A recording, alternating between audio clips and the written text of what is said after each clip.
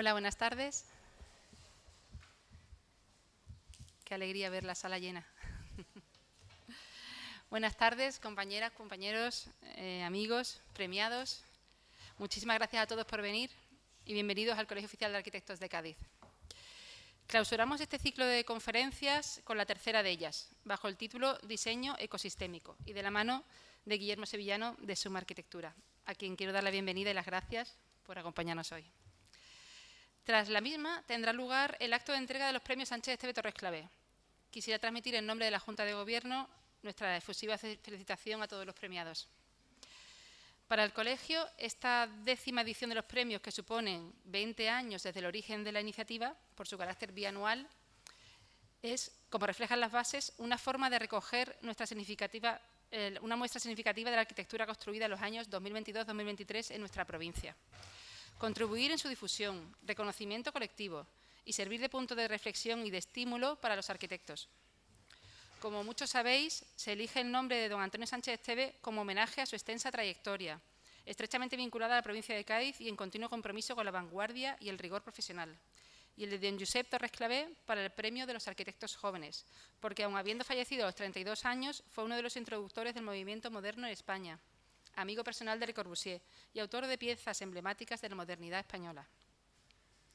Tras la entrega de los premios, procederemos a la inauguración de la exposición de todos los trabajos presentados para finalizar con un cóctel en el patio de clausura. Como decía anteriormente, cerramos hoy este ciclo de conferencias que hemos denominado 3 experiencias necesarias en torno a una arquitectura sostenible, organizado en colaboración con la Diputación de Cádiz y que ya ha contado con la presencia de Roger Tudó, de H Arquitectas, y de Claudia Aguiló, de Datae. Os recuerdo que las 3 experiencias elegidas para esta segunda edición del ciclo a la que hoy se suma, valga la redundancia, Guillermo Sevillano de Suma Arquitectura, comparten una nueva visión de lo que hoy debe ser la arquitectura.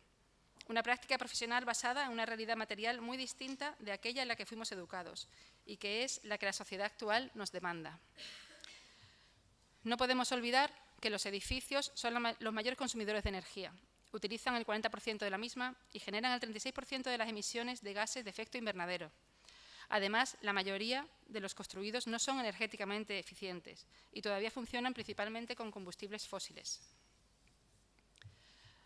Todas las arquitecturas que han ido desfilando el año pasado y este por el ciclo, tendremos la oportunidad de conocerlas in situ gracias al viaje de estudio que hemos organizado para el próximo mes de noviembre. Recuerdo el límite del plazo de inscripción que finaliza el 19 de julio. Y me gustaría insistir en el excelente ejemplo que son de arquitecturas comprometidas con nuevas maneras de entender la profesión, en las que con tanto ahínco se encuentra involucrado nuestro colegio. Hoy nos acompaña Guillermo Sevillano, una de las figuras emergentes, junto a Elena Orte, de la nueva arquitectura española. Guillermo y Elena son arquitectos egresados de la Universidad Politécnica de Madrid, la ETSAM. Tienen además en su haber el título de máster por la Universidad de Columbia de Nueva York, en el caso de Guillermo, y en diseño arquitectónico avanzado por la ETSAM, en el caso de Elena.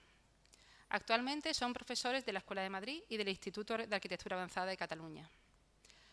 Ambos fundaron en 2005 en Madrid el estudio Suma Arquitectura. Suma es un estudio de arquitectura especializado en arquitectura residencial y pública singular, cuyo trabajo se caracteriza por la investigación y el espíritu pionero y emprendedor. Ha desarrollado un sistema de diseño ecosistémico que fomenta los vínculos sociales en nuestro entorno construido, el uso de biomateriales, como la madera, y una alta responsabilidad ecológica. Suma está ubicada en Madrid, toda una excepción en un panorama protagonizado por la arquitectura catalana y balear, y está formado por un equipo multidisciplinar de profesionales que participan en el proceso de diseño. Arquitectos, ingenieros, agrónomos, paisajistas, expertos en sostenibilidad, comunicación arquitectónica, sociólogos, etc. Sus obras han ganado numerosos premios. Primer premio COAM, premio IFLA a la mejor biblioteca pública del mundo, premio FAT, premio Ciutat de Barcelona, premios Asprima Sima, premio NAN, premios Revil, premio de arquitectura en madera ITIM Asa Honesta y premios de diseño en madera. Y muy recientemente, el premio de arquitectura contemporánea de la Unión Europea Mies van der Rohe en la categoría de arquitectura emergente, por la muy celebrada biblioteca Gabriel García Márquez de Barcelona, en Barcelona, que hoy Guillermo nos explicará en su conferencia Diseño ecosistémicos. Cuando tú quieras, Guillermo. Muchas gracias, Paula.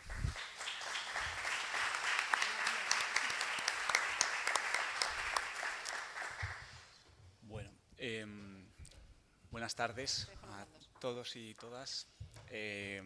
Muchas gracias por la invitación, Tomás, Javier, a todo el Colegio de Arquitectos de Cádiz. Vengo precedido por la visita que hizo mi socia y mujer, Elena, que participó en el jurado con la visita, bueno, o sea, en la visita a las obras con el jurado.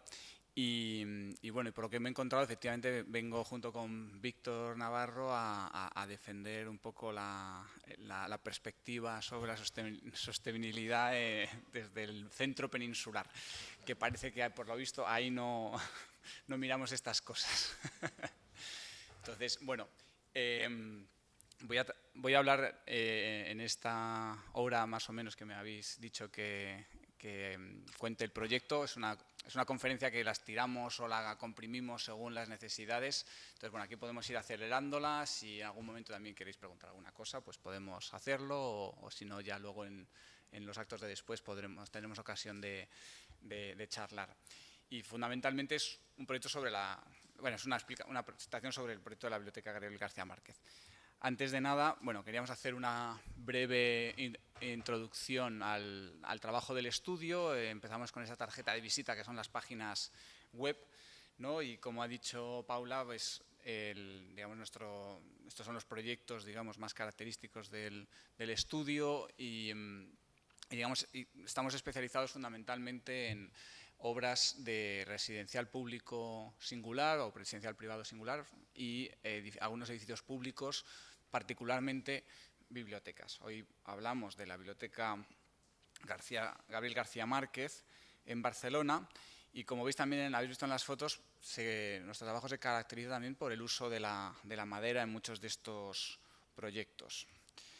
Somos un estudio pequeño, casi con un espíritu artesanal en la forma en la que nos aproximamos al trabajo y un poco a la labor cotidiana. Venimos también de un digamos, contexto de precariedad, ¿no? Que yo creo que es conocido y compartido seguramente por todos y todas los que estáis aquí.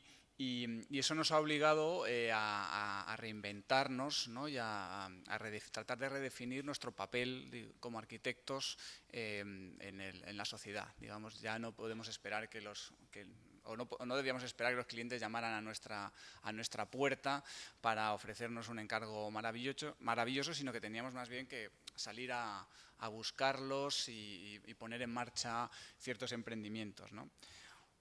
Uno de ellos es esta foto de este edificio de viviendas en cooperativa en Madrid, que es un proyecto que pusimos en marcha desde el estudio como socios fundadores de la cooperativa y que, bueno, nos convirtió en promotores o gestores de promoción de facto al ser, pues, el consejo rector de la cooperativa. Y bueno, fue toda una aventura, una experiencia, y ahora nuestro estudio y vivienda está ubicada en esta cooperativa.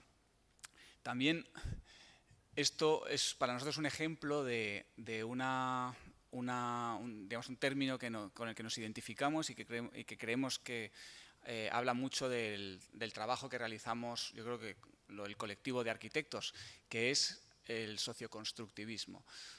Creemos que somos constructores de muchas cosas, por supuesto, como diseñadores, proyectistas y constructores de muchas cosas, pero una de ellas tiene que ver con las asociaciones, o sea, los vínculos que somos capaces de establecer a través del ecosistema construido con una infinidad de agentes y actores que participan o que coexisten en él, ¿no?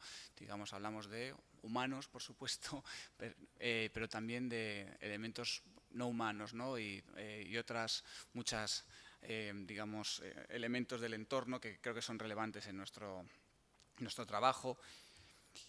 Y ahí creemos, y esta es otra imagen que entendemos que caracteriza nuestro trabajo, siempre hay vacíos, ¿no? o desafíos que afrontar, ¿no? Siempre hay algún vacío que llenar, algún desafío que abordar, porque creemos que nuestro gran, digamos, desafío como disciplina es efectivamente redefinir las relaciones del entorno construido, ¿no? Esto que decía Paula, ¿no? del desafío que supone la sostenibilidad, implica redefinir ¿no? las relaciones de los elementos arquitectónicos tradicionales, porque ahora hay que considerar relaciones o vínculos locales y globales simultáneamente y nos obliga a repensar las cosas, a trabajar de otra manera.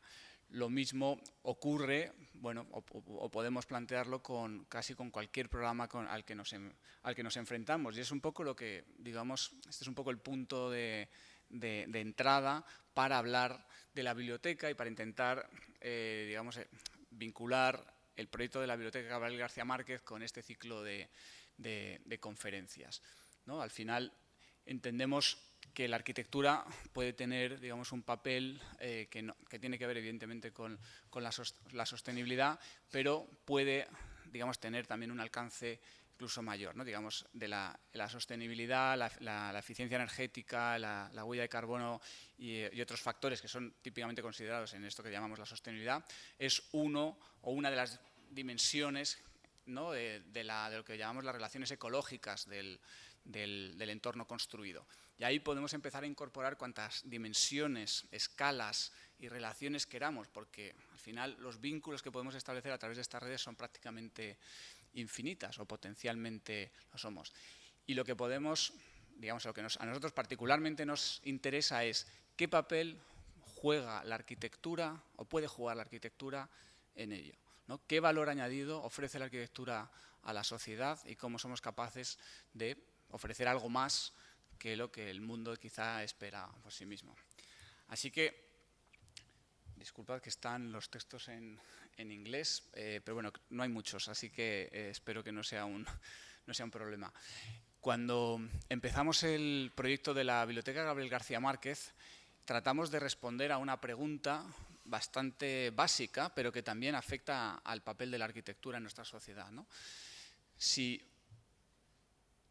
el contenido, digamos, la información que ofrece la biblioteca está online o en medios digitales, o incluso lo que ocurre dentro de una biblioteca está ocurriendo ya en otros lugares, ¿para qué vamos a una biblioteca, ¿no? ¿Para qué va a gastarse las instituciones millones de euros en construir unos espacios con funciones que están ocurriendo ya en otros lugares? Y particularmente los medios digitales suponían un desafío enorme, ¿no? Entonces, si todo está en línea, ¿no? Todo está en los medios digitales, ¿para qué voy a ir a una biblioteca? Y no me malentendáis, ¿no? Digamos, nos encantan las bibliotecas, pero creíamos que esta pregunta era un desafío que afectaba a las bibliotecas, por supuesto, pero también a la arquitectura en general, ¿no? Al final, Amazon Books o, digamos, lo que ocurre online afecta a la biblioteca de la misma manera que Instagram, Facebook o TikTok afecta a la plaza pública, ¿no? O Google Meets y Zoom han puesto patas arriba los espacios de trabajo. Entonces, tenemos que reflexionar sobre qué papel juega la arquitectura en eso, ¿no? Y qué tipo de prestaciones es capaz de ofrecer a la sociedad para que realmente esos espacios físicos merezcan la pena. En el caso de las bibliotecas, entendíamos que su caracterización como templos del conocimiento era una receta que estaba obsoleta, ¿no? Cuantos más santuarios y contenedores fríos sigamos construyendo, pues la gente seguirá acudiendo a sus hogares, ¿no? A búsqueda del calor y el confort de sus casas o a los medios digitales para la facilidad y de interacción que encuentran ahí. También nos parecía que la flexibilidad como receta para responder al problema de la biblioteca era algo también obsoleto. ¿No? Si todo podía ocurrir, realmente no estaba ocurriendo nada con las condiciones de intensidad y especialización suficientes como para que la gente acudiera a la biblioteca. Para nosotros las bibliotecas son el paradigma del espacio público. Son nuestras catedrales civiles y se han convertido ahora en catalizadores y condensadores, ya casi aceleradores sociales, ¿no? Centros de referencia para los barrios desde el punto de vista cultural y social, y además, digamos, vienen caracterizados como ese tercer espacio, ¿no? Como lugares no es el lugar de trabajo, no es el lugar, ¿no? No es tu casa, pero es un espacio alternativo en el que encuentras cosas que quizá no encuentras en tu hogar o en tu trabajo, ¿no? En cualquier caso, nos parecía que su relevancia, la relevancia de las bibliotecas, no está tanto en las funciones y programas que alberga y que de alguna manera ya están ocurriendo en otros lugares. Para nosotros, su relevancia consiste en la intensidad que ofrece el espacio físico, ¿no? Las condiciones que da a los usuarios y de tal manera que esos programas y actividades que están ocurriendo en otros lugares, ¿no? Se producen de una manera especial y insustituible. Algo que no podrías enviar en un correo electrónico, ¿no? Es lo que más nos interesa de lo que puede ocurrir en una biblioteca, ¿no? De alguna manera, lo que nos interesa sobre todo la intensidad espacial, ¿no? Y sus cualidades como ecosistemas. Así que, bueno, vuelvo a citar esto que entendemos que es nuestro desafío fundamental, ¿no? Que es la redefinición de las relaciones y vínculos en nuestro ecosistema construido, ¿no? Ahora tenemos que diseñar y construir considerando nuevos vínculos y, ¿no? Con relaciones que son visibles, implícitas, explícitas, locales, globales, pero las bibliotecas no pueden convertirse en contenedores donde se implementan usos independientes, ¿no? Sino que entendemos la biblioteca como como esta imagen que es un poco caótica, ¿no? No se trata tanto simplemente de acumular cosas que están ocurriendo ahí simultáneamente, ¿no? Sino tratar de redefinir cómo esas cosas empiezan a relacionarse entre sí hasta alcanzar unas cualidades, digamos, espaciales y como ecosistema que sean únicas e insustituibles. De esa manera lo que tenemos que es aproximarnos al problema de la biblioteca desde una manera holística, transversal y multidisciplinar, ¿no? De tal manera que al final, bueno, entendemos que todos los elementos tradicionalmente arquitectónicos, la fachada, la envolvente y tal, van a tener relación con las actividades, el programa, la colección, los usuarios, digamos, todo lo que está ocurriendo dentro de ese entorno. Entonces, para eso lo que entendemos es decir, bueno, vamos a ver cómo podemos cartografiar y definir esas relaciones. Y esto es un poco la investigación y digamos que empezamos a realizar en paralelo con el proyecto. Digamos, el objetivo al tratar de describir esto que llamamos diseño ecosistémico, ¿no? Que es aproximarnos al problema, ¿no? Al tratar de definir un pequeño ecosistema como si fuéramos ecólogos o sociólogos, ¿no? Yendo un poco más allá de nuestro papel como arquitectos, pues intentamos de alguna manera desvelar o revelar, hacer explícitas, ¿no?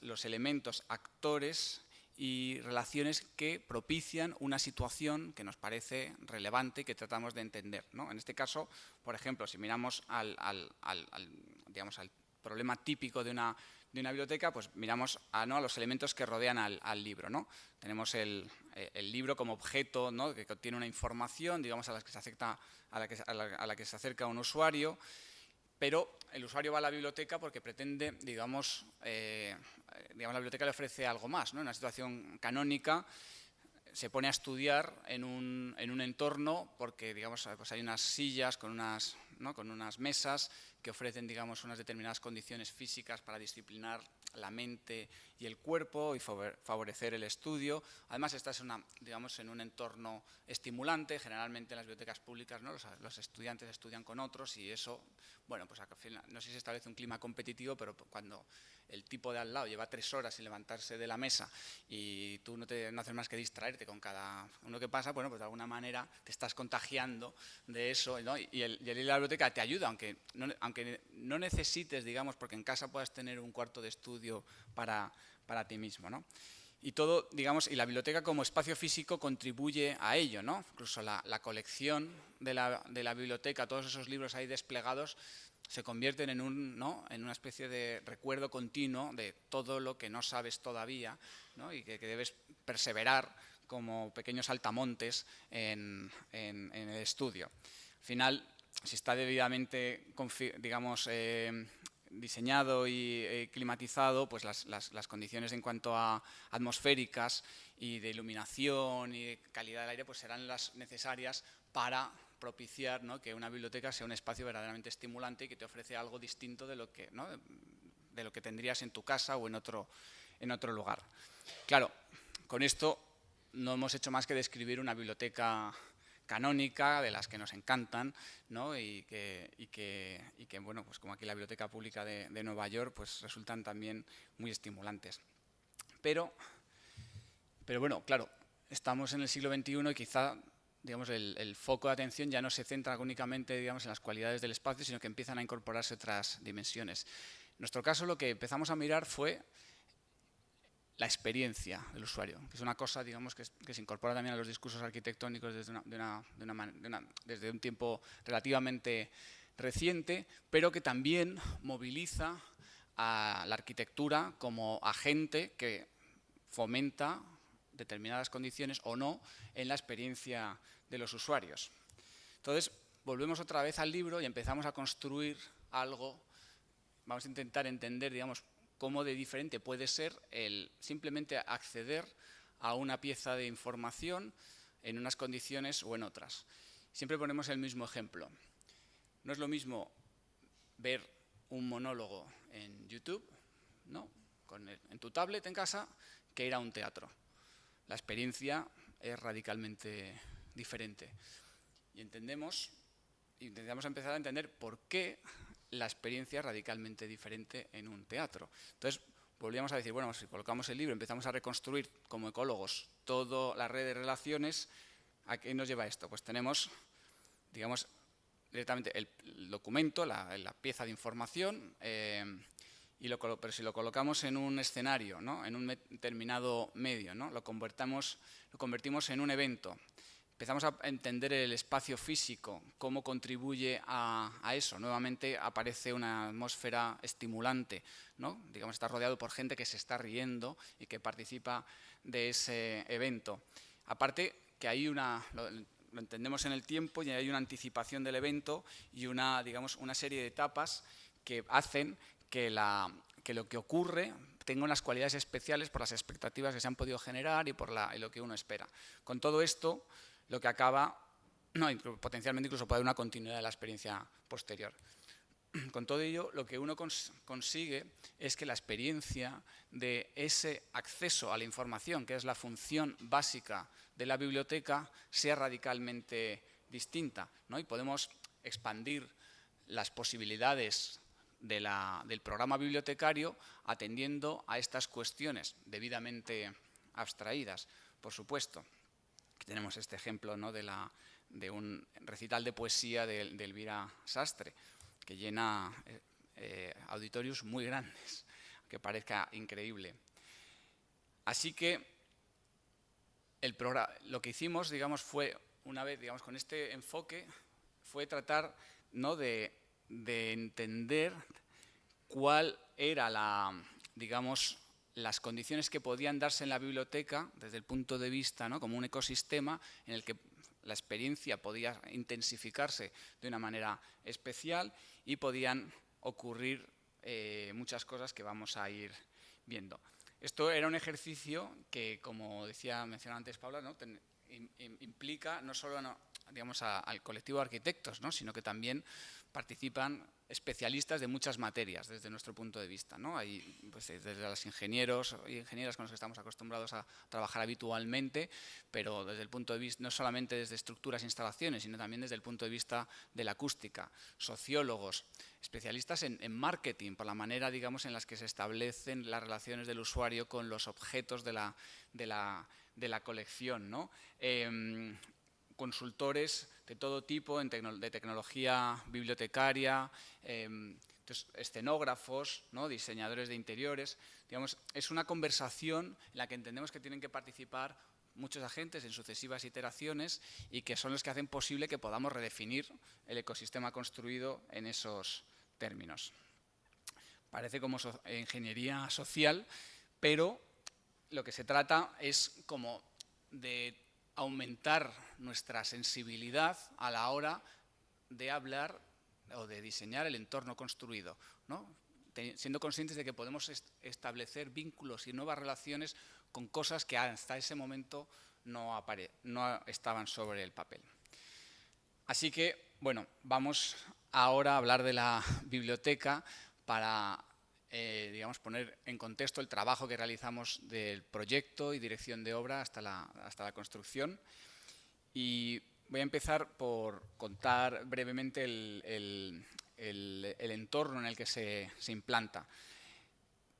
Barcelona tiene una red de bibliotecas fantástica. Digamos, la Biblioteca Gabriel García Márquez era la 40ª biblioteca de la red que tiene la ciudad, que es una red extensa con bibliotecas no solo de distrito, sino casi de barrio. Una por casi cada barrio de la ciudad, con unas cualidades arquitectónicas notables en general, ¿no? Y la biblioteca, pues, la Gabriel García Márquez iba a ser una más de esas bibliotecas, con la, digamos, singularidad de que se implantaba en un barrio obrero en la zona del distrito de San Martí, en los barrios de la Verneda, la Pau y San Martí de Provençals. Y este es un barrio que, digamos, no disfrutaba de infraestructuras, inversiones públicas de calidad desde hacía 40 años, desde tiempos del franquismo. Se habían producido movilizaciones de los vecinos que habían llegado a hacer sentadas en la calle para reclamar una infraestructura de calidad en una ciudad que, claro, digamos, es un centro turístico internacional y que tiene edificaciones, digamos, de muchísima calidad en su interior.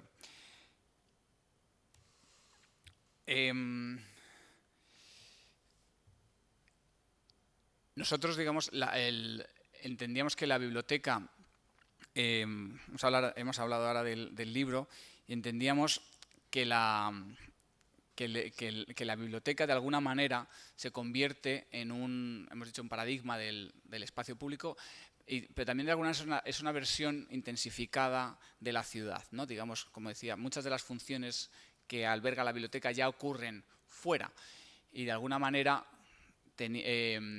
la biblioteca se convierte como en una extensión, ¿no? Y tiene que poder reconocer también las prácticas, situaciones, ¿no?, que se dan, digamos, en el vecindario, para poder reproducirlas e intensificarlas en su interior, ¿no?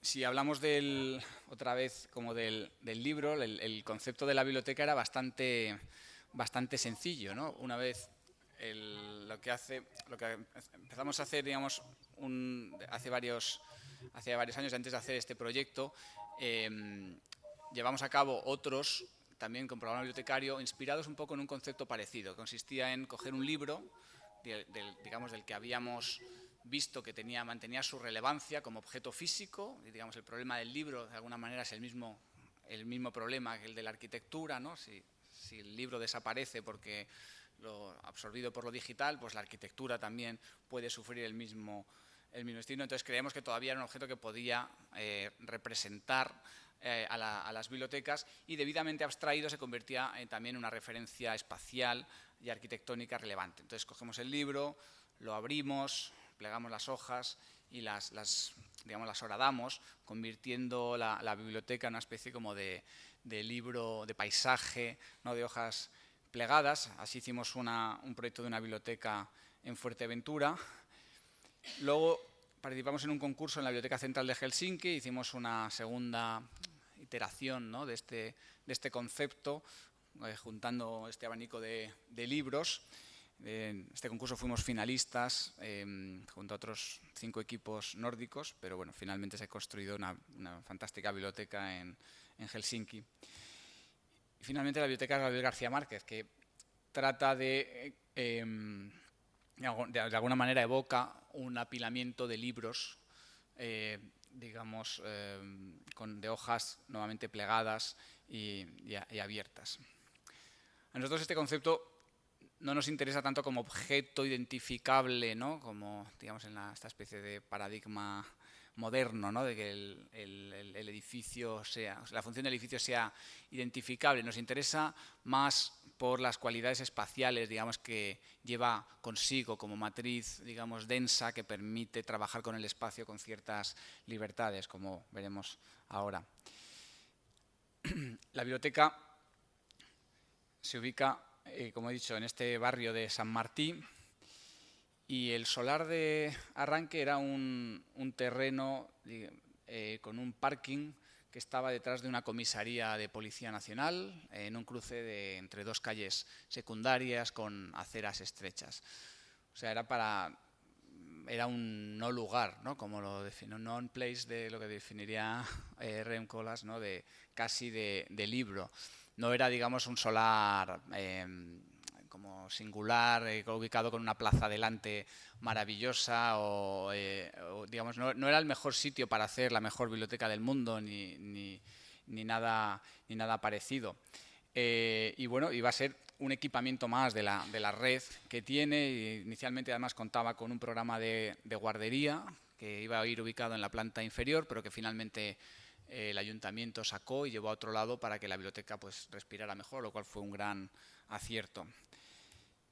El solar tenía esta geometría, ya veis un poco las distancias con respecto a los edificios del entorno, y se planteaba, digamos, un volumen por las digamos, condiciones normativas.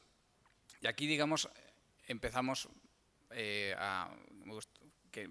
me gustaría reivindicar, ¿no?, como el papel que puede tener la arquitectura, uno de los papeles que puede tener la arquitectura para intervenir en un sitio como este, ¿no?, que es el crear un lugar de referencia para un barrio donde antes no lo había, ¿no? Entonces, ¿cómo podemos manipular un sólido capaz como este para generar un lugar, un espacio de referencia para el barrio? Y es lo que nosotros llamamos una volumetría relacional.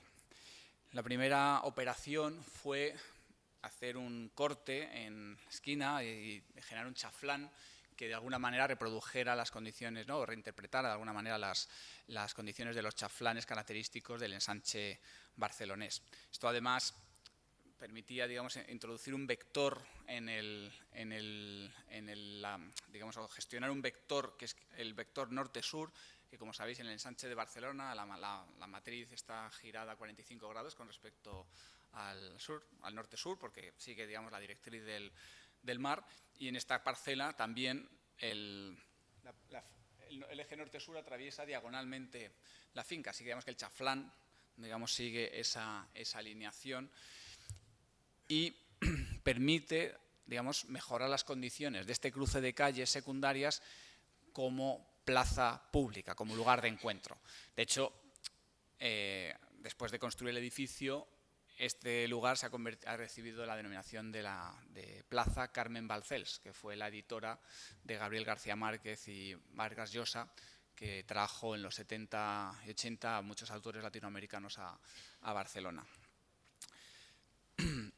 La segunda operación más singular fue el crear no vaciar el edificio, que se levanta y vuela sobre la calle, ensanchando el espacio público y generando algo parecido a un salón urbano, que a su vez se vinculaba con el centro cívico de tiempos franquistas y el auditorio, únicos, digamos, vestigios de equipamientos en el barrio hasta ese momento, y generaba, digamos, un eje cultural que además, tras la construcción del edificio, ha sido peatonalizado para fomentar, digamos, la estancia de los vecinos en ese entorno. Además, la escala, digamos, del edificio y de este vaciado se emparentan con los árboles del entorno. Los que vayáis allí lo podréis ver, digamos, son unos plátanos de sombra de gran porte. El edificio no supera esos árboles, aunque los edificios del entorno son considerablemente más altos. Y el vaciado que tiene el edificio en vuelo se corresponde prácticamente en dimensiones, escalas relativas, digamos, en cuanto a las articulaciones, con el tronco del árbol, las primeras ramas, generando una arcada que, digamos, fomenta y favorece esa condición, ¿no?, de salón urbano y espacio estancial.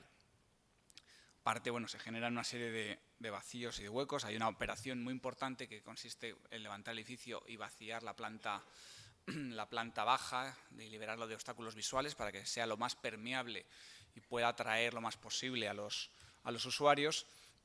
Y luego hay una serie de operaciones que generan unos huecos que establecen relaciones con los elementos del entorno urbano más característicos. La Rambla de Guipúzcoa, que es la que discurre por aquel lado, frente a la que da la comisaría en su fachada principal, los equipamientos públicos que veíamos hacia el sur y, por supuesto, ese gran hueco mirador que vuelca sobre la plaza ahora de Carmen Balcells. Luego empezamos a trabajar el volumen, digamos, organizándolo como en bloques que tendrían distintas características. Todo ello alrededor de un patio triangular. Nuevamente la hipotenusa sigue el eje norte-sur en paralelo al chaflán y nos permite este patio introducir luz natural y con unas buenas condiciones de ventilación para disipar cargas y relacionar los espacios. Al final se convierte en uno de los, digamos, ámbitos más característicos y singulares del edificio. Luego cada bloque, siguiendo esa lógica del libro plegado, que es como una matriz que puede tener distintas orientaciones, porque nos gusta trabajar, digamos, con flexibilidad con la geometría, pues va teniendo las mejores orientaciones o direcciones posibles, ¿no? Entonces buscamos captar la luz norte para tener, digamos, una iluminación homogénea, sin deslumbramientos. Intentamos también evitar, como la comisaría está tan cerca, intentamos evitar mirar frontalmente a la comisaría y buscamos una mirada, un vector de visión oblicuo que nos permita mirar hacia la calle y los árboles. Normalmente buscamos la luz norte y algunos elementos también se orientan hacia la plaza de forma característica.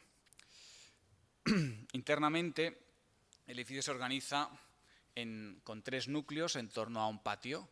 Hay un núcleo cuadrado que está colocado, como veis ahí, en la parte del fondo, donde están los elementos de servicio e instalaciones, y luego 2 núcleos triangulares con los núcleos de comunicación vertical.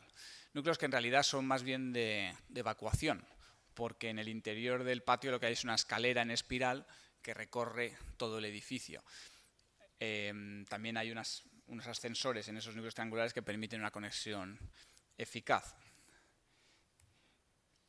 La estructura, digamos, veréis, esto es un cierto anticipo, veréis en esta axonométrica que va teniendo configuraciones diferentes. Cada uno de los bloques de libros que hablábamos antes tiene una orientación distinta que resulta óptima por condiciones de soleamiento, de visuales y también porque empieza a establecer vínculos con el programa y con las circulaciones del espacio. De tal manera que tenemos 3 núcleos y los núcleos están conectados con cerchas construidas con madera y algunos elementos metálicos, y esas cerchas permiten liberar plantas diáfanas enteramente en algunos elementos. Esas plantas diáfanas, como aquí, no sé si no puedo señalar. Bueno, con esto, ¿no?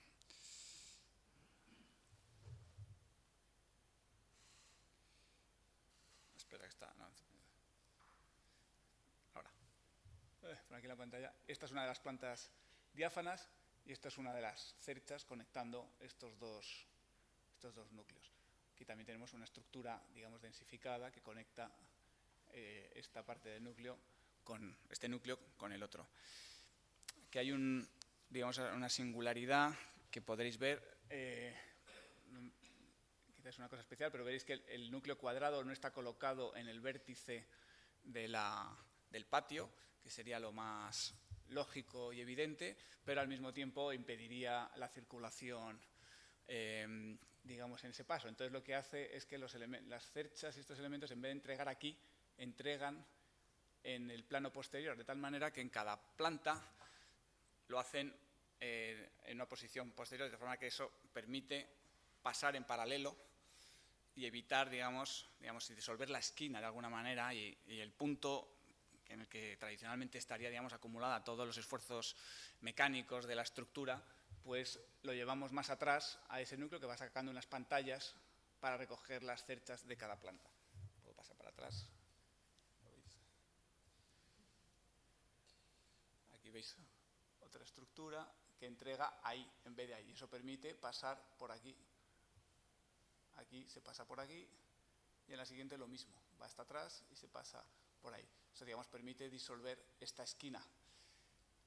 Algo, digamos, este esfuerzo un poco por disolver las esquinas también ocurre en estos vértices, porque digamos, lo que ofrece estos núcleos triangulares es solamente un vértice, en vez de, digamos, un lado completo. Entonces, digamos, no ves una esquina en ángulo recto, sino un ángulo agudo, lo cual, digamos, hace que la presencia de estos núcleos sea en el patio, en términos de permeabilidad transversal, sea muy pequeña. Ahora iremos viendo más imágenes, pero esto es para que se den una idea de un poco de las distintas configuraciones que van teniendo los espacios y cómo cada una sigue unas lógicas distintas, cada uno de estos bloques, atendiendo, pues en este caso, por ejemplo, a la iluminación cenital para las aulas de estudio, digamos, donde se evitan distracciones con visiones horizontales. El resultado un poco luego de la envolvente. La envolvente se convierte en una densificación de la estructura y que ofrece, digamos, este efecto como de hojas plegadas. Está hecha en fibra de vidrio con ciertas resinas y tal, con fibra de vidrio reciclada. Y es una envolvente, al fin y al cabo, muy liviana y que permite también, digamos, darle una cierta continuidad a la ligereza de la estructura desde el punto de vista puramente físico.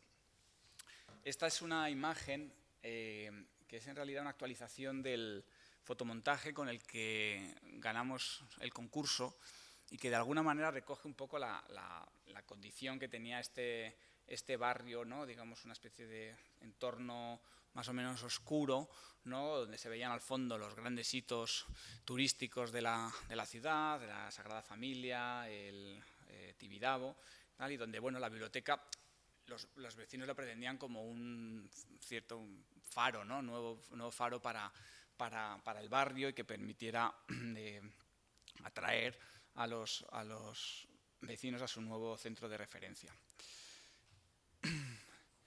Quería dar algunos datos antes de nada sobre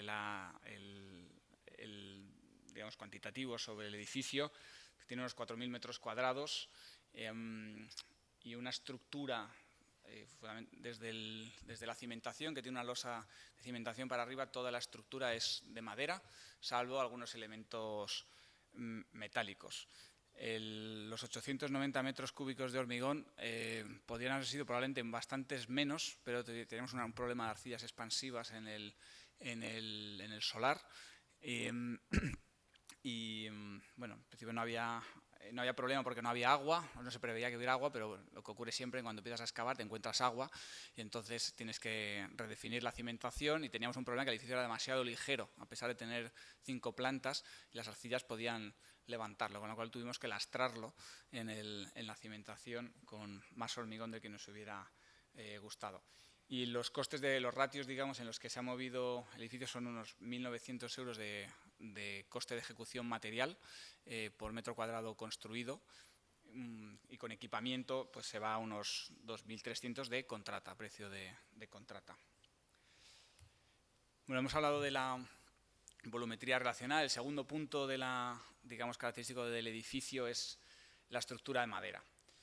Y ya hemos hablado de algunas cosas, digamos, en cuanto al diseño geométrico, pero convendría, supongo, hablar de la madera en sí misma, ¿no? Como biomaterial, como elemento, digamos, que acompaña a la humanidad desde hace milenios y que hoy en día ofrece, digamos, posibilidades tecnológicas muy interesantes y que a nosotros, digamos, desde que las descubrimos, nos han, digamos, conquistado y venimos utilizándolas.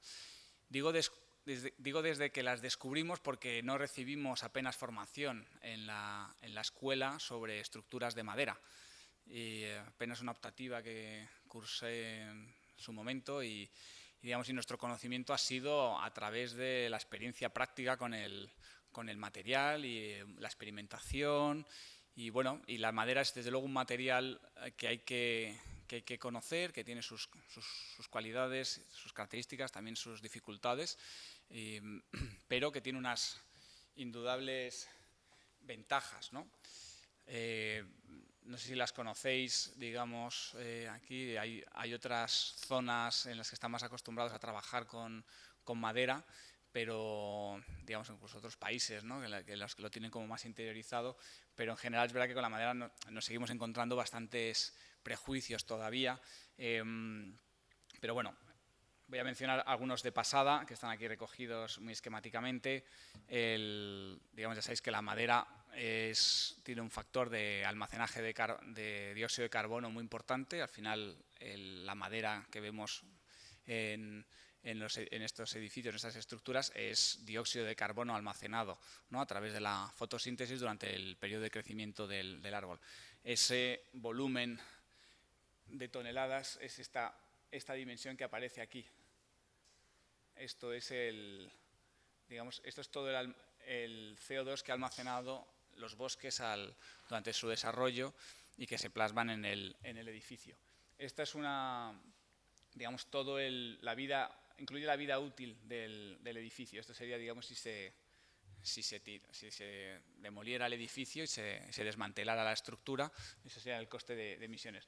Y como podéis ver, esta parte supera ampliamente toda la parte de producción básica, de producción, transporte y ensamblaje en obra, antes digamos, del consumo que tendría, que claro, todo este CO2, si se procesa y se quema, digamos, la madera se quema, volvería a la atmósfera, pero digamos, mientras el edificio siga en pie, estaríamos en este punto.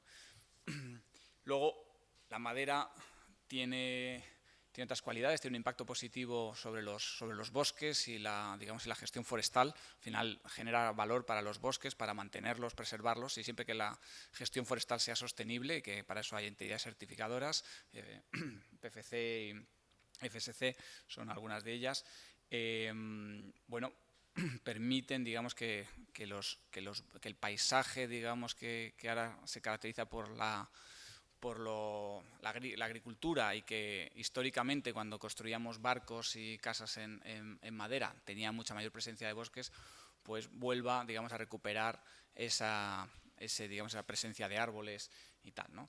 Luego, en obra, pues tiene indudables ventajas, supongo conocidas. Es un material muy ligero, pesa, sabéis que es 5 veces menos denso, ¿no?, que el hormigón, y utiliza secciones, la madera maciza, contralaminada y laminada, pues, bastante parecidas, pero claro, el edificio pesa 5 veces menos.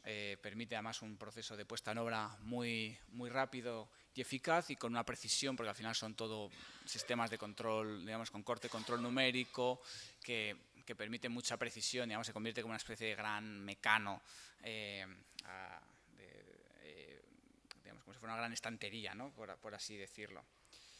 Luego, aparte, tiene unas cualidades higrotérmicas y de confort que son muy notables.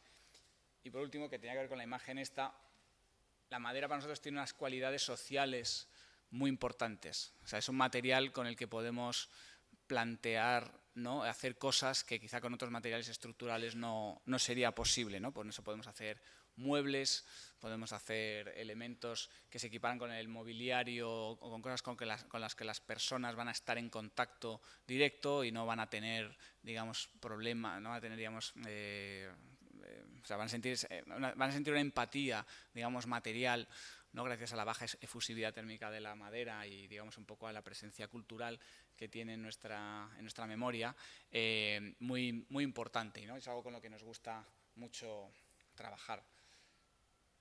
Pues bueno, estas son en realidad unas axonométricas de la estructura que ya hemos, bueno, reiteran un poco lo que ya hemos hablado antes, ¿no? Al final tenemos los 3 núcleos con esta estructura de cerchas que operan de manera casi tridimensional en algunos casos, por cómo, digamos, se vinculan los elementos con otros y cómo colaboran conjuntamente los elementos de madera y los elementos metálicos. Y podéis ver, ¿no?, aquí, por ejemplo, que la estructura, esta cercha, estos paneles, están girados 45 grados, buscando este vector oblicuo que orienta, digamos, los espacios hacia el norte y evita la visión directa de la comisaría de Policía Nacional, ¿no? Mientras que aquí, por ejemplo, en la biblioteca infantil, lo que tenemos son estos elementos de baldas horizontales que se convierten luego aquí en una zona de cuentacuentos y permiten gestionar mejor la orientación sur, digamos, con una sombra horizontal que siempre es más eficaz.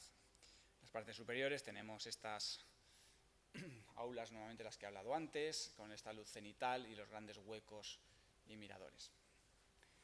Ahora voy a enseñaros un vídeo del montaje, son dos vídeos, del montaje de la estructura, de un time-lapse, digamos, de toda la secuencia de montaje, para que veáis un poco la rapidez y eficacia de montaje de estos grandes paneles estructurales, y luego otro vídeo con algunos detalles, a ver qué tal.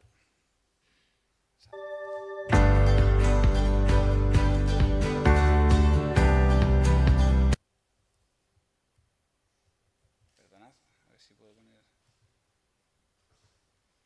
No sé si es que el audio...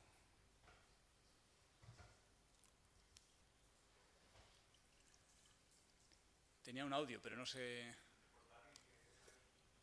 Tiene que estar...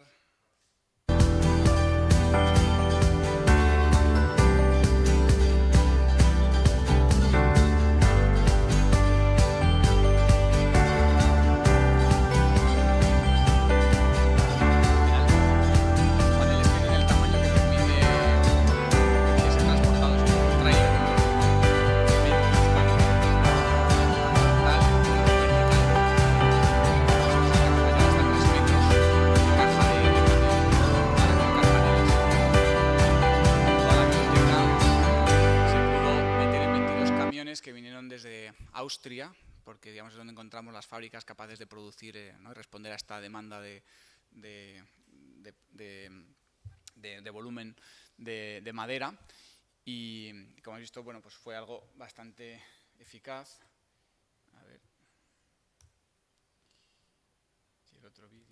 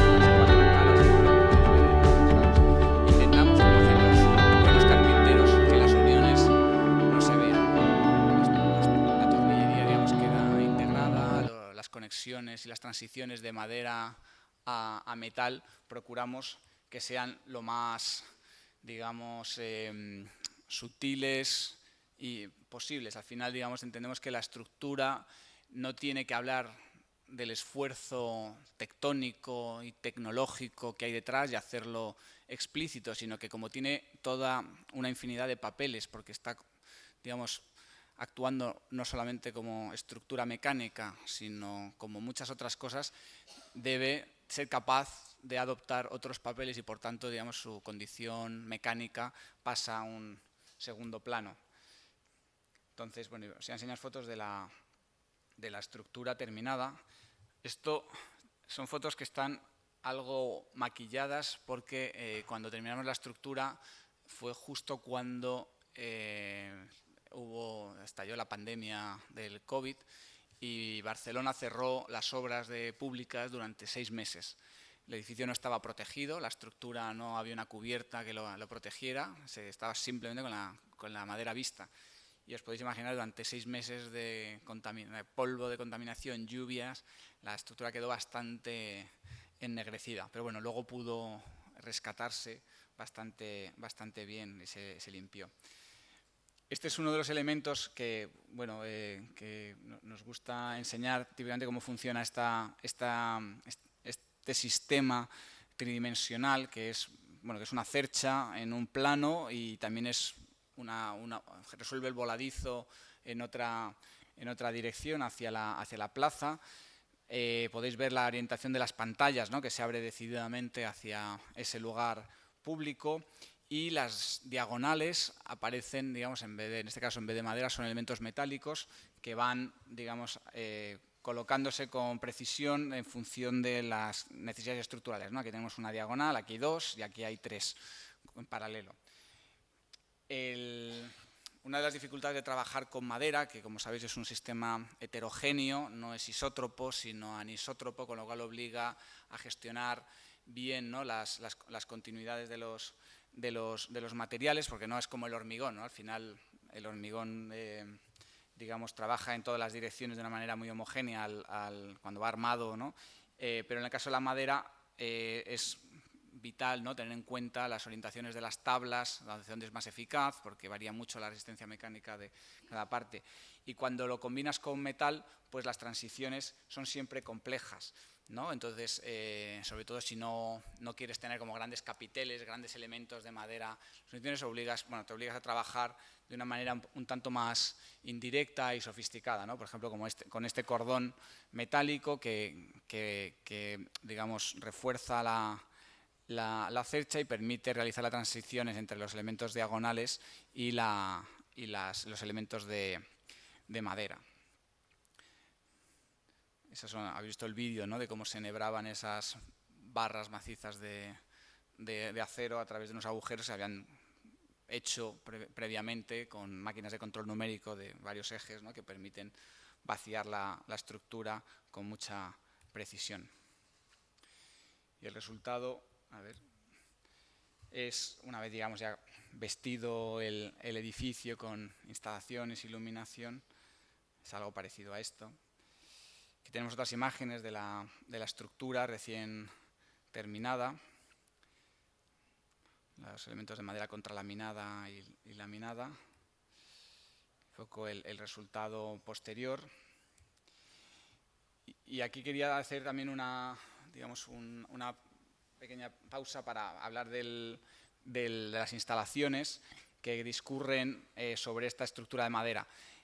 Claro, al dejarlos una cara vista de las losas de madera que caracterizan los espacios, pues, y no poner falsos techos, nos obligamos a trabajar sobre la cara superior, con un suelo técnico por el que discurren instalaciones de conducción de aire que generan al final un plenum presurizado para tener una cierta flexibilidad, para que no siempre, digamos, puedas mover el mobiliario y cambiar las losetas por las que sale el aire frío o caliente y la ventilación, sin tener un conducto que te ata el que tengas una pieza fija con el outlet de ventilación. Luego hay algunos fan coils en fachada para reforzar, digamos, la climatización en esos lados. Traía algunas imágenes, pero bueno, de los planos de instalaciones que discurren en esos plenums, bajo el suelo técnico. Aquí están los fan coils y algunos planos de instalaciones tecnológica, bibliotecaria y de iluminación, que, como veis, cada espacio, bueno, va teniendo una configuración diferente dependiendo de sus condiciones como ecosistema. Aquí tenemos imágenes también de iluminación, y esta es la planta de la biblioteca infantil, que es una en la que nos solemos parar para explicar esto del diseño ecosistémico como ejemplo, ¿no?, de cómo los distintos elementos se ponen en relación.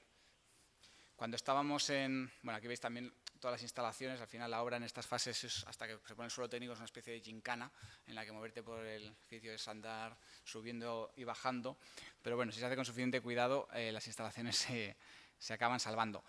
Lo que veis en el suelo es como de mortero, es una capa de compresión flotante por razones acústicas. Al final, uno de los desafíos que presenta la madera es su ligereza, como decía antes, y claro, para la acústica resulta un problema. Las cosas son demasiado ligeras y entonces no tienen suficiente aislamiento a veces para disipar la energía, digamos, de la onda acústica, con lo cual pues te ves obligado, ¿no?, a echar la cantidad justa de cemento y de mortero para digamos, conseguir esa masa que te dé ese aislamiento. En cualquier caso, ponemos este espacio porque aquí solemos hablar, ¿no?, y recordar que cuando estábamos haciendo el proyecto básico y estábamos definiendo la estructura, nos veíamos y estábamos teniendo, digamos, esa investigación bibliotecaria, le estábamos pidiendo a bibliotecas de Barcelona que nos definiera, bueno, que definir conjuntamente más bien, el programa que iban a albergar los espacios, porque entendíamos que la estructura, como decía antes, no era un problema aislado, sino que iba a tener relación directa con el programa que iba a tener ahí. Entonces, aquí en este caso, además, digamos, al intentar vincular todos los actores juntos, decíamos, la biblioteca infantil tiene sentido aquí. No quiero establecer una relación de qué va primero, sino pensándolo más bien en horizontal, ¿no?, aplanando, digamos, las relaciones, los vínculos sin establecer jerarquías. Pero, digamos, nuestra manera un poco holística y transversal consistía en decir, esto es la orientación sur, y aquí metemos la biblioteca infantil porque los elementos horizontales nos permiten cambiar la escala, ¿no?, y ofrecer una escala, digamos, como más íntima y recogida para los niños, y nos permite gestionar mejor el soleamiento. También nos permite gestionar las vistas porque al expandirnos horizontalmente ya no tenemos el problema de invocarnos directamente a la comisaría, sino que volvemos a mirar las vistas hacia los árboles, ¿no?, como podéis ver ahí, en esa zona. Luego, además, nos permite incorporar este uso del cuentacuentos al extenderse estas baldas ¿no?, en esta zona de aquí del fondo. Y además, luego, bueno, pues desarrollamos una parte de mobiliario con unos carritos que se apoyaban sobre esas baldas, digamos, móviles, que permitían, digamos, interactuar con la colección de una manera especial. Por supuesto, luego la ventilación, las instalaciones y la iluminación y las necesidades de confort acústico, acondicionamiento, todas, digamos, iban acompañando ese diseño hasta que adquiría una coherencia y una consistencia interna suficiente.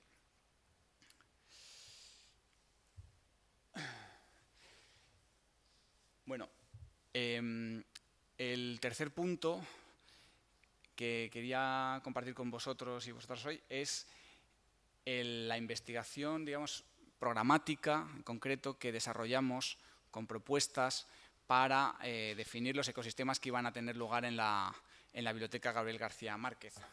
Para ello, lo que hicimos fue, por un lado, recopilar, ¿no?, cartografiar, como habíamos hecho antes, ¿no?, con el ejemplo de antes, situaciones que nos parecían interesantes importar a la biblioteca, cosas que ya ocurren en otros lugares, pero que de alguna manera podían inspirar lo que ocurre en el edificio, ¿no? Ahí veis algunas y ahora las veremos con más detenimiento.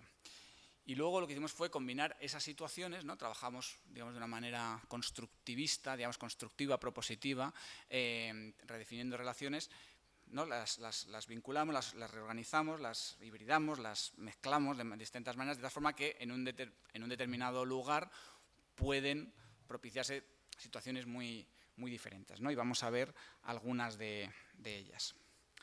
La primera es el espacio de acceso, que es lo que nosotros llamamos el ágora escaparate, que es un lugar, ¿no?, que en lo que se espera que los vecinos conviertan ¿no?, hagan suyo de alguna manera, ¿no? Entonces miramos, digamos, como referencias, pues ¿no?, lo que ocurre con los vecinos cuando toman la fresca, ¿no?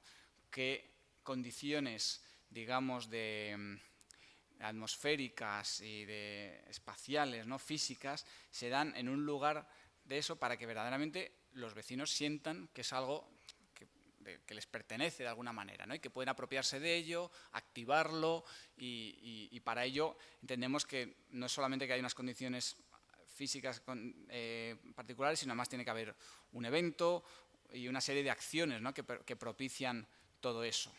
También nos inspiraba igualmente lo que ocurre en las tertulias y las sesiones de improvisación del jazz. Por otro lado, mirábamos a los escaparates y a distintas tipologías, porque entendíamos que la biblioteca podía reproducir muchos tipos de escaparate o formas de ofrecer, digamos, la colección o atractores a los usuarios, y para ello pues mirábamos desde el escaparate más estático, más escenográfico, esta cosa como de la tentación física, de las fruterías, que parece como que están ahí para que las cojas tú mismo, incluso los escaparates adaptativos, Y para eso, digamos, trabajamos con un sistema como de píxeles, vamos a llamar, como una especie de matriz flexible de elementos que podían ser reconfigurables y que permitían, digamos, muchos modos de interacción, como podéis ver aquí, para ofrecer todo este material. Y al mismo tiempo hay unos esfuerzos arquitectónicos anejos que acompañan este esfuerzo de hacer la biblioteca permeable, transparente y que permitan activar este espacio público frente a su fachada. Aquí tenemos un vídeo de una pequeña performance que hicimos antes de la inauguración para acudir a un congreso, pero ahí habéis podido ver, digamos, el esfuerzo con las grandes hojas correderas que permitirían abrir el edificio y gestionar ese umbral que se crea colocando unas cortinas para tener algo de seguridad, de alguna manera, que la colección la gente no pueda salir por cualquier sitio del edificio, pero tener un espacio de umbral que activa esa plaza pública semielevada como lugar de estancia, de encuentro y donde podrían ocurrir muchas cosas. El siguiente ecosistema que queríamos compartir con vosotros es el Foro de Ideas, que, digamos, recoge la condición de la biblioteca como espacio de intercambio y producción de conocimiento. No solamente un lugar de acceso, sino un lugar en el que se produce y se intercambia conocimiento. Entonces, si toda la parte de acceso es esta la plaza elevada, esta es, digamos, este espacio umbral entre las cortinas. Aquí hay esto es un espacio para un sistema automático de retorno de la colección, que también se entiende que es un elemento, la colección se mueve y que atrae, digamos, a los usuarios por saber qué es lo que los otros usuarios están utilizando y reservando y llevándose de préstamo. Y el Foro de Ideas es fundamentalmente esta zona de aquí, el punto de información principal y este ámbito en el que se propician determinadas diferentes tipologías de lugares, de situaciones o de pequeños ecosistemas de interacción social, Y nuevamente nos inspirábamos en referencias muy diversas. Antes hemos hablado de las jam sessions, aquí más de las tertulias, con esas, digamos, distintos gradientes de participación, que permiten que pues, el que está más cerca de la mesa esté más activo en la conversación, mientras los que están detrás pues, digamos, están escuchando y tienen una visión un poquito más distante. También intentábamos reproducir un poco las condiciones más formales de un set de televisión, en el que puede haber pantallas y una, digamos, mayor formalidad, por tanto también en la interacción y eso puede favorecer, digamos, una mejor, digamos, producción de conocimiento como más sólido, aunque las jam sessions pues tienen esa cualidad también de la informalidad y por tanto el fomentar el trasvase y la participación de una manera muy flexible. Estas son unas imágenes del stand de información que acompaña, digamos, se convierte en un elemento un poco no cerrado, sino abierto, como una gran mesa al que pueden aproximarse los usuarios y donde está el personal de trabajo.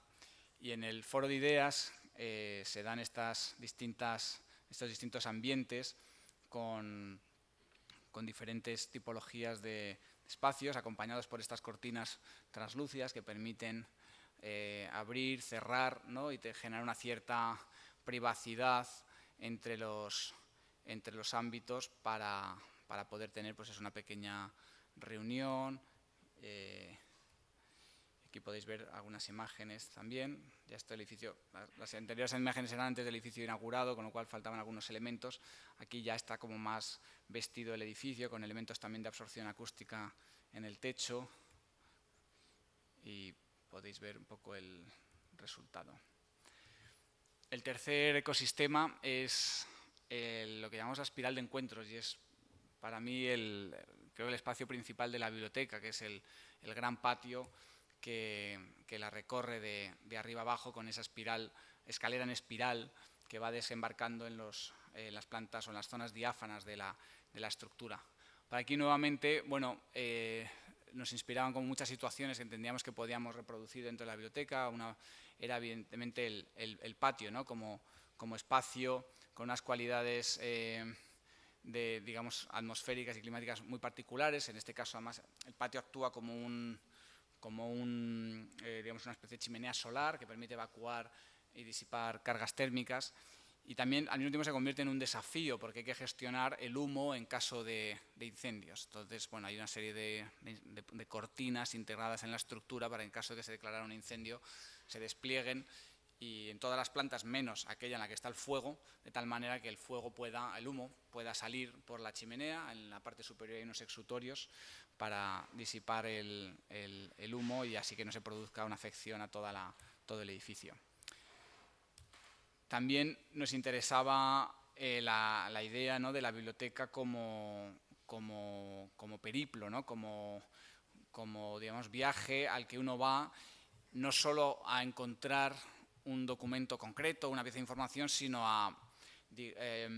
digamos, también a encontrarse cosas que no esperaba, ¿no? Digamos, eso también es lo que define el espacio público por antonomasia, ¿no? Las probabilidades de un encuentro inesperado. Y la biblioteca debe ofrecerte no solamente lo que sabías que querías, sino cosas que no sabías que querías. Y eso hace que merezca la pena ir periódicamente a perderte y encontrar cosas que no sabías que necesitabas. Y al final lo que importa es el trayecto, ¿no? Y no tanto el objetivo. Para eso, con esa idea del movimiento, también diseñamos unos carritos, ¿no? que están en algunos lugares de la biblioteca con la idea de que se produjeran, ¿no? elementos de atracción que estuvieran moviéndose libremente por el edificio, donde se podían colocar las piezas de la colección y tal. La sección de la biblioteca es esta. Aquí podéis ver, digamos, los distintos niveles, algunas digamos, como más comprimidos y otros algo más dilatados, y bueno, en proyección un poco los distintos puntos de desembarco de la escalera y el lucernario en la parte superior. La idea es que, digamos, si la biblioteca gira alrededor de una colección, sea de alguna manera la colección de ecosistemas que ofrece, ¿no? Digamos, esas situaciones únicas que intensifican el acceso, el intercambio y la producción de conocimiento. De alguna manera, decíamos, quizás más relevante para una biblioteca la colección de ecosistemas que tiene que el tener una colección de las obras de Shakespeare, que por otro lado pues están online y tienes infinidad digamos, de versiones críticas, relaciones cruzadas, y es mucho más, digamos, accesible y utilizable desde un punto de vista académico. Así que a través de la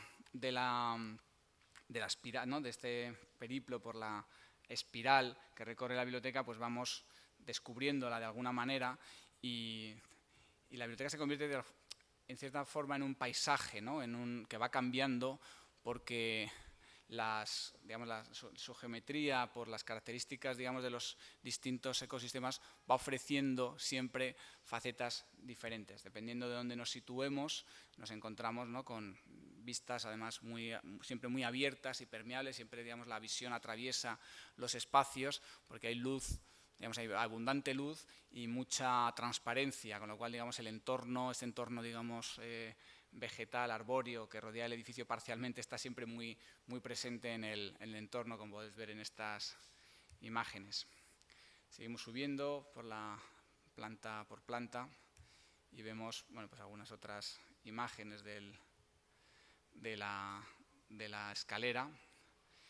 Y vamos a desembocar estamos abajo todavía, vamos a desembocar en la última planta para hablar del último de los ecosistemas, que es el que llamamos el Palacio de la Lectura. Digamos, son las zonas principales, los lugares, digamos, ya de más sosiego, estancias más dilatadas y, digamos, donde la gente pasa más tiempo en contacto con la colección, y donde, digamos, la idea era nuevamente ofrecer un repertorio de situaciones que nos parecían inspiradoras y que la biblioteca de alguna manera debería reproducir, porque no solo porque compite, digamos, con los hogares y con otros usos, sino que además es que es capaz de ofrecer estas condiciones con unas cualidades únicas, ¿no? De alguna manera casi palaciegas, ¿no? Como tratando a cada usuario como si fuera un aristócrata. Porque, bueno, no nos podemos permitir todos tener un palacio, ¿no? Porque no cabrían todos los palacios en la ciudad, pero sí podemos tener un palacio, ¿no? para el pueblo, que es, digamos, la definición que utiliza Eric Klinenberg, ¿no? Este sociólogo americano, para hablar de las infraestructuras públicas con estas características. También aquí, digamos, dentro de esas tipologías, como distintas situaciones de lectura, introdujimos algunas cosas que nos parecían interesantes también con la idea de este viaje, ¿no? Y que además recoge el lema con el que presentamos el proyecto al concurso, que era el bosque encantado. Bosque, evidentemente, por la parte de la madera, pero lo de encantado tenía que ver con una cierta magia que entendemos que aparecía, bueno, puede ser por cuestiones que tienen que ver con cierta tecnología bibliotecaria, por la forma en la que se interactúa con la colección, ¿no? Digamos, como idea de que casi de un juego, de una especie de viaje en el que, digamos, usuarios como si fueran casi niños, ¿no? Hay una cierta como proceso de transformación, y también porque la biblioteca, de alguna manera, llega a un punto, digamos, cuando en esta idea como del diseño holístico y el que aspira a una cierta consistencia, en el que los elementos de alguna manera han perdido su papel original, digamos, o su rol original. No lo han perdido, digamos, mantienen su rol original, pero empiezan a hacer otras cosas, ¿no? Digamos, hablamos de una estructura que no evidencia el esfuerzo físico y mecánico que existe, sino que es liviana, transparente, permeable, y que además forma parte como de la caracterización del espacio. Es casi como si fuera un mero revestimiento del lugar, ¿no? Digamos, toda esa tecnología que no se hace palpable, sino que está, digamos, integrada en los espacios para acompañar la experiencia y tratar de intensificarla de la manera mayor posible.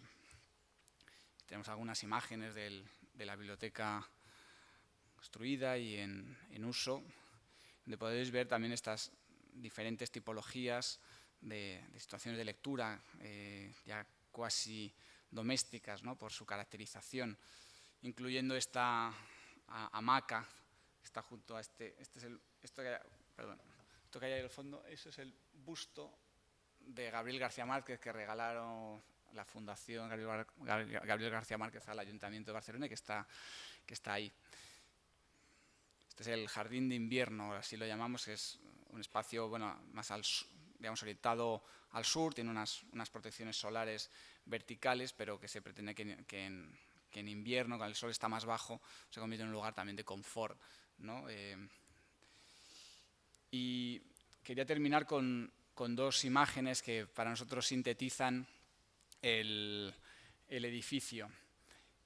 Están hechas desde el mismo lugar, pero con condiciones radicalmente distintas, ¿no? Una es esta esquina de la que hablábamos antes, de la estructura de madera, en la que, lejos, digamos, de evidenciarse el problema estructural y mecánico, pues, digamos, es un elemento, digamos, es un área que se vacía, se aligera, en el que no es posible casi rastrear la transmisión, ¿no? de las fuerzas gravitatorias en vertical, y lo que prima, digamos, es la permeabilidad y las conexiones visuales, la transparencia y la luminosidad de este espacio. Y frente a eso tenemos esta foto de la inauguración de la biblioteca, con una prueba de carga in situ no apta para cardíacos. y que, bueno, explica un poco, o explica bastante bien el grado de acogida que ha tenido la biblioteca y que sigue teniendo la biblioteca en el barrio, ¿no? Que se ha convertido en un centro de referencia para los vecinos. Y para nosotros, bueno, siempre decimos que la mayor satisfacción que tenemos, más allá de los premios, es decir casi la alegría y la felicidad que se respira en la biblioteca cada vez que vamos. Y está claro que el personal bibliotecario, los vecinos y los usuarios están contentos, disfrutan del edificio y lo consideran un motivo de orgullo, ¿no? Ahora lo llaman el Guggenheim de la Verneda, que es este barrio tan característico de la ciudad. Y nada más, terminamos con los créditos largos de todas las personas que han participado en el proyecto y las distintas instituciones en las cuales, pues, este tipo de equipamientos y oportunidades no sería posible. Y esta maqueta 1.50 que construimos un poco para hacernos a la idea de lo que íbamos haciendo, porque en muchos sentidos estábamos operando a ciegas, no teníamos referencia de muchas de las cosas que estábamos haciendo, y eso lo único que nos, digamos, dirigía era la pasión que sentíamos y el saber que había un desafío por delante que íbamos a intentar responder a él de la mejor manera posible. Muchas gracias por vuestra atención.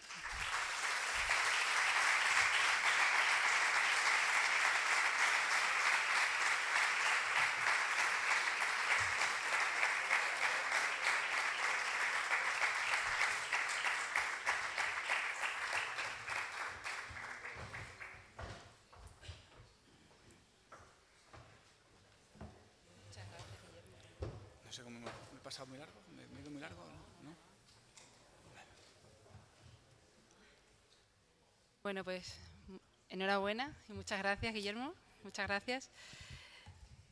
Creo que en este largo periplo de repensar las cosas que iniciamos en el ciclo del año pasado y que hemos continuado con vuelvo a repetir lo de que suma.